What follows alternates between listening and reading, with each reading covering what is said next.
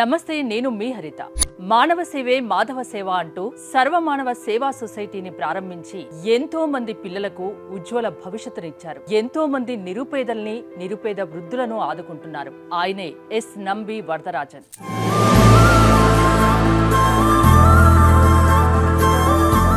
నమస్కారం సార్. నమస్కారం. మిమ్మల్ని కలవడం నిజంగా చాలా హ్యాపీగా ఉంది. మీ ఏజ్ తెలుసుకోవచ్చా? 72 సంవత్సరాలు. ఇన్ని సేవా కార్యక్రమాలు చేస్తున్నారు. ఎలా సాధ్యమవుతుంది? మీ గురించి ముందుగా చెప్పండి. ఓకే, ఇప్పుడు ఒక పూట అన్నం అనేది ఒక టెక్స్ట్ బుక్ అనేది చాలా మందికి ఇది ఒక సాధారణ విషయం. అయితే కొన్ని మంది ఉన్నారు, ఎక్కడ మన ప్రపంచం అంతా ఉన్నారు, లేని వాళ్ళు, చదువుకుందామని ఆశ ఉన్నా చదువుకోలేని వాళ్ళు చాలా మంది ఉన్నారు. వాళ్ళకి వచ్చి మనం ఒక పూట అన్నం పెట్టడం, వాళ్ళని చదివేదానికి కొంచెం సదుపాయాలు చేయడం, ఇది గొప్ప విషయం. వాళ్ళతో ఆకలి తీరుతుంది. ముస్లిం వాళ్ళు ఎస్పెషల్లీ వయస్సు అయిన వాళ్ళకి భోజనం పెడితే వాళ్ళతో ఆకలి తీరుతుంది, సంతోషపడతారు. అలాగనే ఈ పిల్లలకు ఎడ్యుకేషనల్ సదుపాయం చేసినప్పుడు వాళ్ళ ఫ్యూచర్ని ఒక బాగు చేయటానికి ముఖ్య కారణంగా అవుతుంది. సో ఈ పని నేను చేస్తూ ఉంటాను. నేను ఇంతకు ముందు ఏం చేశారు? ఇది ఇప్పుడు సర్వమానవ సేవా సొసైటీ అనేది 2019లో ప్రారంభించారు. ఇంతకు ముందు ఏం చేశారు? ఇది మీరు ఓన్గా ప్రారంభించడానికి కారణం తెలుసుకోవచ్చా ఈ సొసైటీని? నేను లాస్ట్ ఒక 32 ఇయర్స్, దట్ ఈస్ ఇది 2013కు ముందు 32 ఇయర్స్ నేను SOS చిల్డ్రన్స్ విలేజ్ అనే ఒక ఇంటర్నేషనల్ స్థాపనంలో NGOలో పనిచేశాను. దాంట్లో ఇది వైజాగ్లో, చెన్నైలో డైరెక్టర్గా ఉండి రిటైర్ అయ్యాను. అక్కడ ఆర్ఫన్ చిల్డ్రన్ని పోషించేది, నార్మల్ ఫ్యామిలీ చిల్డ్రన్గా వాళ్ళని పెంచి వాళ్ళని మంచి ఉద్యోగాలకు పంపేది. ఇలాగా నాతో కెరీర్ పూర్తిగానే ఈ మరి సోషల్ సర్వీస్ దీంట్లోనే ఉండింది. రిటైర్ అయ్యే ముందు ఒక ఇన్సిడెంట్ జరిగింది. నేను SOSలో ఉన్నప్పుడు ఒకరోజు మార్నింగ్ లేచి మా గేట్కి వస్తాక ఒక శవం కనిపించింది. ఎవరో ఒకరు ముస్లిం వాళ్ళతో, ఒక ముస్లిం ఆడది శవాన్ని తీసుకుని వచ్చి వేసి వెళ్ళిపోయారు. మీ ఇంటి ముందు శవాన్ని పెట్టేసి వెళ్ళిపోయారు? అవును అవును. లేకుండా ఆమె అక్కడికి వచ్చి లేదు, అది శవం ఉండింది, అంతే శవం ఉండింది. ఆ తర్వాత అక్కడక్కడ కనుక్కుంటే ఏమీ కనిపించలేదు, ఎవరూ క్లెయిమ్ చేయలేదు. నేనే ముందు నుంచి ఏర్పాటు చేసి క్రిమేషన్ అంతా ఏర్పాటు చేశాను. ఆ తర్వాత నాకు తెలిసింది, ఆవిడ 1 కిలోమీటర్ దగ్గర ఆ ఊరు నుంచి ఉండే ఆ లేడీ, వాళ్ళకి 2 కొడుకులు ఉన్నారు. 2 అన్నం పెట్టకుండా వాళ్ళు వదిలేశారు. 10 డేస్గా నీరు ఆహారం ఏమీ లేకుండా చనిపోయింది. అది నాకు బాధించింది. అప్పుడే నేను ఆలోచన చేశాను, ఈ SOS నుంచి రిటైర్ అయిన తర్వాత వయసు అయిన వాళ్ళకి, పేదలకి ఏదైనా చెయ్యాలి అని అనుకుంటుని. అది రిటైర్ అయిన తర్వాత కొంచెం రోజు అక్కడెక్కడ కొంచెం ఈ మరి సర్వీస్ చేస్తూ ఉన్నప్పుడు సడన్గా నా ఒక ఫ్రెండ్ వచ్చారు. ఈ మరి వాళ్ళతో మాట్లాడుతున్నప్పుడు ఒక 50,000 రూపీస్ ఇచ్చారు, ఈ మరి స్టార్ట్ చేయండి అనేసి. అప్పుడు నేను ధైర్యంగా స్టార్ట్ చేశాను. ఇప్పుడు 5.5 ఇయర్స్గా ఒక రోజు కూడా వదలకుండా రోజుకి ఒక 30 మంది వయసైన వాళ్ళకి అన్నం పెడుతూ ఉంటాను. అంటే ఈ ఫుడ్ ప్రిపరేషన్ అనేది ఎక్కడ జరుగుతుంది? ఎక్కడ మీరు డిస్ట్రిబ్యూషన్ చేస్తున్నారు? ఇప్పుడు ఇక్కడ ఈ ప్రోగ్రామ్ అనేది వయసైన వాళ్ళకి చెప్పాను. వయసైన వాళ్ళు ఎక్కడెక్కడ ఉన్నారో వాళ్ళ ప్లేస్కే వెళ్తాము. ఇప్పుడు మాకు చెన్నైలో తిరునెండ్రవూరు దగ్గర ఒక పెరిఫరల్ ఒక విలేజ్లో ఉంటాం మేము. అక్కడే ఒక ఇల్లుని తీసుకుని దాంట్లో కిచెన్ ఏర్పాటు చేసి, పెద్ద హాల్ ఉంది, యాక్టివిటీ హాల్, ఇదంతా ఏర్పాటు చేసి అక్కడే చేస్తాము. దీనికి అన్నం వాళ్ళు ప్రిపేర్ చేయడానికి వయసైన వాళ్ళే పెడతాము. ఎందుకంటే వాళ్ళకి కొంచెం ఎస్ దానికోసం చేస్తూ ఉంటాము, అలాగే చేస్తుంటాము. ఇక్కడ కొంచెం అన్నం తీసుకుని రోడ్డు మీద వెళ్తాము. ఎవరైనా ఆహారం లేకుండా కష్టపడుతుంటే వాళ్ళకి ఇస్తాము. ఇలా 5.5 సంవత్సరాలుగా చేస్తున్నారు. అవునండి, చెన్నైలో చేస్తుంటాము. సింగిల్ పేరెంట్ కిడ్స్ కూడా మీరు హెల్ప్. ఇప్పుడు రెండో ప్రోగ్రామ్ ఏంటంటే, విడోస్ ఉన్నారు, డెసర్టెడ్ వైఫ్స్ ఉన్నారు, సింగిల్ పేరెంట్గా ఉన్నారు కదా, వాళ్ళతో పిల్లలు ఎస్పెషల్ గర్ల్ చిల్డ్రన్ ఏమవుతుందంటే వాళ్ళు 9th 8th చదివేప్పుడు ఈ మరి ప్రమాదం జరిగి ఏమైనా ప్రాబ్లం వచ్చేస్తే వాళ్ళు చదువులు కంటిన్యూ చేయలేక పనికి వెళ్ళాల్సిన అవసరం వస్తుంది. వాళ్ళకి మనసులో ఏమో పెద్ద చదవాలి, లైఫ్లో బాగా సెటిల్ అవ్వాలని ఆశలంతా ఉంది. సో అలాంటి కుటుంబానికి మేము హెల్ప్ చేస్తాము. ఆ పిల్లలకి చదువు, స్కూల్ ఫీజు కట్టడం, ఎడ్యుకేషనల్ మెటీరియల్స్ కొని ఇవ్వడం, యూనిఫామ్ ఇవ్వడం, ఈ మారంతా మేము చేస్తూ ఉంటాము. ఇప్పుడు ఒక 20 మంది పిల్లలకి చేస్తూ ఉంటాం మేము. అలాంటి ఇప్పుడు మీతో పాటు ఇంకా ఎవరైనా ఈ సేవా కార్యక్రమాల్లో పాలు పంచుకుంటున్నారా? ఇప్పుడు వచ్చి ఈ ఒక స్టార్ట్ చేశాను నేను సింగిల్గా. నాతో పాటు ఒక 11 మెంబర్స్ ఉన్నారు, ఎగ్జిక్యూటివ్ బోర్డులో ఉన్నారు. వాళ్ళు నాకు కొంచెం అడ్వైస్ ఇస్తారు, ఇట్లా చేస్తాను అట్లా చేస్తాను అనేసి అడ్వైస్ ఇస్తారు. అది కాకుండా నాకు స్టాఫ్గా ఏర్పాటు చేస్తారు, అన్నం తీసుకుని వెళ్ళి ఇవ్వడానికి. రోజుకి నేనే వాళ్ళందరూ స్వచ్ఛందంగా మీతో పనిచేస్తున్నారు. అవునవును. వాళ్ళకు కూడా సేవా కార్యక్రమాలు చేయాలనిపించి మీతో పాలు పంచుకుంటున్నారు. అవునండి. ఓన్లీ చెన్నైలోనేనా, ఇంకెక్కడన్నా ఈ తెలుగు రాష్ట్రాల్లో ఏమైనా చేస్తున్నారా? ఇప్పుడు తెలుగు రాష్ట్రంలో చేయాల్సిన ఒక ఆశ కోరిక ఉంది. ఇప్పుడు నేటివ్ ఎక్కడండి?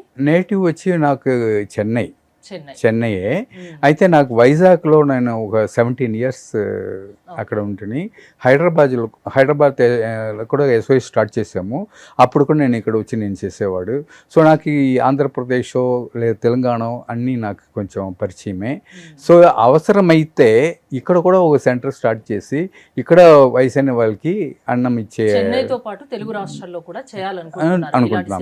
ఇప్పుడు నేను చెన్నైకి, హైదరాబాద్కి ఎప్పుడైనా వచ్చినప్పుడు ఒక 10 రోజులు ఉండవలసి ఉంటే, మా అమ్మాయి ఇక్కడదా ఉంది, పెద్ద అమ్మాయి ఇక్కడదా ఉంది.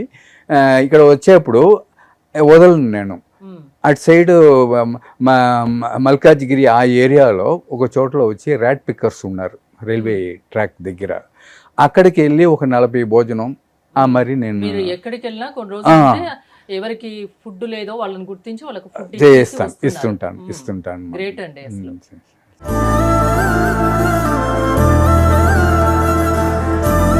ఓకే, అంటే ఇప్పుడు వీటన్నింటికి డబ్బులు ఎలా వస్తున్నాయి, నిధులు ఎలా వస్తున్నాయి? ఇది వచ్చి డొనేషన్స్ అండ్ కాంట్రిబ్యూషన్స్ తీసుకుంటాము, ఎవరు ఇస్తారో తీసుకుంటాము. ఇది పెద్ద అమౌంట్ ఇదా ఇవ్వాలని లేదు. 100 రూపీస్ ఇచ్చే వాళ్ళకి కూడా ఒక రోజు 2 భోజనానికి ఉపయోగం అవుతుంది. దాన్ని అప్రిషియేట్ చేస్తాము. రోజు పెళ్లి రోజు అకేషన్ కు మనం వేలాది రూపాయలు ఖర్చు పెడుతూ ఉంటాం. దాంట్లో కనీసం ఒక 100-200 మీ సొసైటీకి విరాళంగా ఇచ్చిన 100 రూపాయలు ఇచ్చిన ఒక 2 కన్నా మీకు భోజనం పెట్టాలి. నార్మల్గా ఏం జరుగుతుంది అంటే, ఇప్పుడు బర్త్డే సెలబ్రేట్ చేస్తారు, కొన్ని వాళ్ళు చేస్తారు. వాళ్ళు వచ్చి ఇక్కడ చేయండి అని చెప్తాము. వాళ్ళ చేతుల్నే అన్నంని అందించేట్ల అవకాశం ఉంది. రెండవది, వాళ్ళకి పెద్ద పుణ్యం అవుతుంది. ఒక డిఫరెంట్ రకంగా వాళ్ళ బర్త్డేని కండక్ట్ చేస్తున్నారు, ఒక మనసు తృప్తి ఉంది. ఇంకోటి ఏంటంటే, నాకు 80G ఉంది, 80G ఇన్కమ్ ట్యాక్స్ ఎగ్జంప్షన్ ఉంది. వాళ్ళు వచ్చి డొనేషన్ ఇచ్చింది, ఆ రిసిప్ట్ని ఇన్కమ్ ట్యాక్స్ ఎగ్జంప్షన్కి యూజ్ చేసుకోవచ్చును. ఇలాగనే కార్పొరేట్ కూడా, ఇప్పుడు మాకు అప్పుడప్పుడు కార్పొరేట్ వాళ్ళు కూడా వాళ్ళకి CSR కింద డొనేషన్ ఇస్తూ ఉంటారు. ఇప్పుడు ఢిల్లీలో 2 కార్పొరేట్ ఉంది, దాన్ని ఇండియన్ ఆయిల్ కార్పొరేషన్ ఉంది. వీళ్ళంతా మాకు వచ్చి 80G కింద డొనేషన్ ఇచ్చారు, వాళ్ళు IT దీనికోసం. ఇప్పుడు ఇంకోటి నేను ముఖ్యంగా చేసేది ఏంటంటే, ఈ పర్సనల్గా వాళ్ళతో సెలబ్రేషన్ అంతా ఇక్కడ చేస్తారు, డొనేషన్ ఇస్తారు. వాళ్ళకి ఏమేమి చేయాలి పర్సనల్గా అనేసి నేను వాళ్ళ కోసం ఏం చేస్తానంటే, బ్రహ్మయజ్ఞం చేస్తాను. రోజుకి నేను బ్రహ్మయజ్ఞం మార్నింగ్ ఒక 1.5 hours 2 hours చేస్తాను. ఆ బ్రహ్మయజ్ఞం వాళ్ళ పేర్లు వాళ్ళకి డెడికేట్ చేసి, ఆ డోనర్కి డెడికేట్ చేసి చేస్తాను. అవునవును, అది ఏదైనా మనం కూడా కొంచెం ఇవ్వాలి కదా, వాళ్ళతో తీసుకునేది కంటే కొంచెం మనం ఇచ్చేది మంచిది కాదు అనేసి చేస్తూ ఉన్నాను. కానీ ఒక మనిషికి మనం ఏం పెట్టినా, డబ్బు ఇచ్చినా లేకుంటే ఏదైనా బట్టలు ఇచ్చినా, దేంట్లో తృప్తి ఉండదు కదా. కడుపు నిండా అన్నం పెడితే మాత్రం తృప్తిగా తిని చాలు అని చెప్పేది, చాలు అనేది ఆ ఒక ఫుడ్ దగ్గరనే వస్తుంది. అవునండి. నాకే ఈ ఇన్స్పిరేషన్ చిన్నప్పటి నుంచే, నేను స్కూల్ చదివినప్పటి నుంచే నాకు ఇన్స్పిరేషన్ వచ్చింది.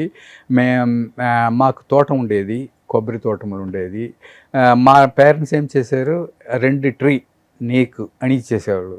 నా ఫ్రెండ్స్ అక్కడ ఉండేవాళ్ళు, రోడ్లో పోయేవాళ్ళు, వాళ్ళంతా తీసుకుని వచ్చి వాళ్ళకి కొబ్బరి బండాలు కొట్టించేవాడు నేను నా చేతుల్ని. అలాగే స్కూల్ చదివేప్పుడు ఈ జిప్సీస్ ఫ్యామిలీస్లో ఒక అబ్బాయి ఉన్నాడు, చాలా పేదవాడు. వాడు చూసేప్పుడు ఎవ్రీ డే స్కూల్కి వచ్చేప్పుడు వాళ్ళు మా లంచే తీసుకోడు. నేను ఒక రోజు అడిగాను, ఏం లంచ్ తినలేదా అంటే వాళ్ళు చెప్పాడు లేదు అనేసి. దాంట్లోంచి మా అమ్మకి చెప్పాను, నాకు ఆ భోజనం చాలలేదమ్మా, నాకు ఇంకో బాక్స్ కట్టుమా అని చెప్పాను. చిన్నప్పటి నుంచే వాడు నేను ఎస్ఎల్సి 11th స్టాండర్డ్ అప్పుడు ఎస్ఎల్సి చదివే వరకు ఆ అబ్బాయి రోజుకి నాతో లంచ్ని షేర్ చేసుకునేవాడు. అట్లా మీకు చిన్నప్పటి నుంచే ఇలాంటి సంఘటనలు చూస్తే చలించిపోయేవారు, అది ఇప్పటి వరకు ఉంది. ఓకే, అంటే మీకు ఇప్పుడు విరాళాలు ఎవరు ఇవ్వాలనుకున్నా ఇవ్వచ్చు కదా సార్, అంటే ఇన్ని సేవా కార్యక్రమాలు చేస్తున్నారు, సో ఏంటి ఎలా ఇవ్వమంటారు? వాళ్ళకి బర్త్డే, వెడ్డింగ్ యానివర్సరీ లేదా ఎవరైనా తాత నాన్న ఎవరైనా చనిపోయి ఉంటే వాళ్ళతో మెమోరియల్ డే అప్పుడు కూడా ఇస్తే వాళ్ళకి పుణ్యం. అప్పుడు చేయవచ్చును.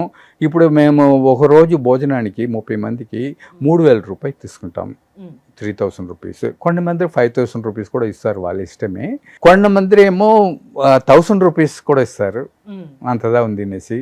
అది ఎంత ఇస్తారు తోచినంత వాళ్ళు ఇవ్వచ్చు, వాళ్ళకి శక్తికి తగినట్లు. మందికి భోజనం పెట్టడానికి ఒక 3,000 వరకు ఖర్చు. అవునండి. అలాగండి. ఎవరు ఎంత తోచితే అంత ఇవ్వచ్చు. చెన్నైతో పాటు తెలుగు రాష్ట్రాల్లో కూడా మీరు సేవా కార్యక్రమాలు చేయాలనుకుంటున్నారు కాబట్టి ఇక్కడి వాళ్ళు ఎవరైనా ముందుకు వస్తే ఇంకాస్త మీరు సేవా కార్యక్రమాలు పెంచుకునే అవకాశం ఉంటుంది. ఓకే, సింగిల్ పేరెంట్ కిడ్స్ చదివించడానికి వీలుంటుంది, ఇలాంటి నిరుపేద వృద్ధులకు ఆకలి తీర్చడానికి అవకాశం దొరుకుతుంది. అవునండి. ఫైనల్ గా ఏం చెప్తారు సార్? నాతో కోరిక ఏంటంటే ఎక్కడైనా ఆకలినే మాట రాకూడదు ఎవరికైనా, అందరికీ అన్నీ కలగాలి. నాలాంటి వాళ్ళు, నాలాంటి ఓ NGOs ఎక్కడ చాలా రావాలి, సో దట్ ఆకలి అనేది ఎక్కడ ఉండదు. అలాగనే నేను బాగా చదువు వస్తుంది, అయితే నాకు డబ్బు లేదు, నన్ను చదివించేదానికి మా పేరెంట్స్ వల్ల అవ్వలేదు, అలాంటి ఇది కూడా రాకూడదు. మన అందరూ మన సహాయపడి పీపుల్ అంతా మన ఒక్కొక్కరికి హెల్ప్ చేసి ఈ ప్రాబ్లం రాకుండా చూసుకోవాలనేది నా కోరిక. అందరూ సంతోషంగా ఉండాలి, అందరికి మంచి భవిష్యత్తు ఉండాలి, ఎవరు ఆకలి కోసం ఏడవకూడదు. కరెక్ట్ అండి, correct. Thank you sir. Thank you. నమస్తే.